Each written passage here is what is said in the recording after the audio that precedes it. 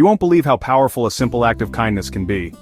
Today I want to talk about something that affects millions of people all over the world: seizures. But don't click away. This isn't just another medical how-to, it's a guide that could literally save someone's life, maybe even someone you care about.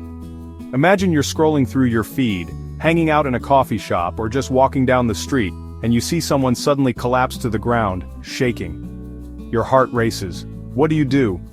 Most people freeze, panic, or worse, do the wrong thing. But today you and I are going to break that cycle. First, let's bust a myth. Putting something in a person's mouth during a seizure is not safe. Please, don't do it. What you should do is simple: stay calm. Move anything dangerous out of the way. Think hot drinks, sharp objects, or heavy bags. Gently roll the person onto their side if you can, to help keep their airway clear. Place something soft, like a folded jacket, under their head to prevent injury. Now here's the part most people forget: time the seizure. Seizures that last longer than 5 minutes are a medical emergency, so call for help if it goes that long, or if you're even a little unsure. Never restrain the person. Don't try to hold them down. Just protect them from harm and wait it out. When the shaking stops, stay close.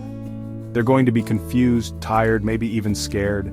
Your kindness, your calm words, just being there. That's what makes all the difference.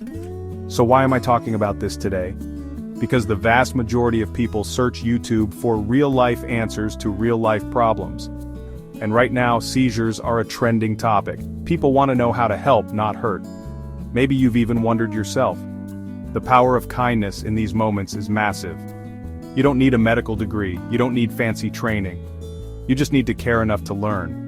So next time you're faced with an emergency, remember, your calm, your quick actions, and your kindness can change everything. That's the power of kindness, the power to save a life. Don't forget to share this video. You never know who might need this info next. Stay safe out there, and I'll see you in the next one.